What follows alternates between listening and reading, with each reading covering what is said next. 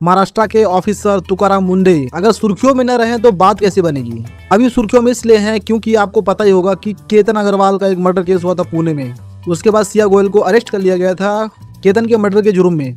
लेकिन अभी हुआ यह है कि तुकाराम मुंडे ने सिया गोयल के जो फादर हैं प्रवीण गोयल, उनकी जो फूड कंपनी है उसको पूरी तरह से सील कर दिया है। तुकाराम मुंडे का कहना है कि प्रवीण गोयल के पास कोई वैलिड लाइसेंस नहीं थी फूड बेचने की और फूड की लेबलिंग भी करके नहीं बेच रहे थे, इसके लिए सीज कर दिया गया है उनकी शॉप को। सब बात छोड़ो, देखना यह है कि इस मर्डर केस में क्या इंडिया में जस्टिस मिल पाएगा केतन अग्रवाल को। जस्टिस तो चाहिए बंदे को भाई, ऐसे कैसे चलेगा। एक यंग लेडी डॉक्टर जिसने पहले दिन एक प्राइवेट किया था और पहले दिन ही रिजाइन कर दिया। उस डॉक्टर का कहना है कि उस हॉस्पिटल में पेशेंट को लूटा जा रहा था।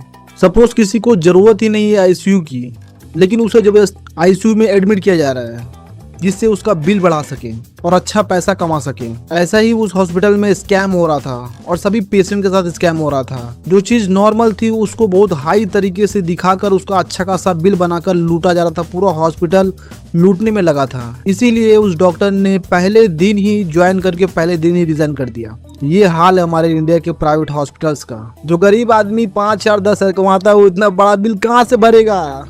इस घटना को सुनने के बाद आपके पैरों के नीचे से जमीन खिसक जाएगी। दरअसल बात है एक औरत जिसने अपने पति की लाश को दफनाने के लिए अपने ही घर में एक बड़ा सा चेंबर बना दिया। ये घटना है महाराष्ट्र के बारामती की, जहां पर एक पत्नी ने अपने हस्बैंड को मारने के लिए, हस्बैंड की उम्र है 41 ईयर्स ओल्ड, उसको मारने के लिए, उसकी बॉडी को दफन करने के लिए मिस्त्री बुला के घर में ही भाई साहब बहुत ही बड़ा चेंबर टाइप में बना दिया। उसके अंदर उसकी लाश को जमा कर दिया जाएगा, ऐसा कुछ सिस्टम। साला मुझे समझ नहीं आ रहा है कि आज के जमाने में लोग शादी वादी क्यों कर रहे हैं जब एक दूसरे को मानना ही है। शुक्रिया करें उस मिस्त्री का जिसने उस आदमी की जान बचा ली। 4 अगस्त को आप लोगों ने खबर सुनी होगी कि एक एयर इंडिया की फ्लाइट AI2379 जो कि फुकेत से दिल्ली आ रही थी, वो 300 फीट नीचे आ जाती है और बहुत सारे लोग घायल हो जाते हैं, पूरा इमरजेंसी हो जाता है। इसके बाद काफी सवाल उठने लगे कि सारी घटनाएं एयर इंडिया के साथ ही क्यों हो रही हैं। पिछले काफी समय से इतनी सारी घटनाएं जो हुई हैं वो सब एयर इंडिया की हुई हैं। कभी इमरजेंसी लैंडिंग, कभी क्या, कभी ये, कभी गियर प्रॉब्लम, बहुत सारी प्रॉब्लम्स। और सबसे बड़ा तो अहमदाबाद जो प्लेन क्रैश था वो तो शॉकिंग था। लेकिन जो 4 अगस्त को हुआ, 300 फीट नीचे जो फ्लाइट आ गई थी एयर इंडिया की,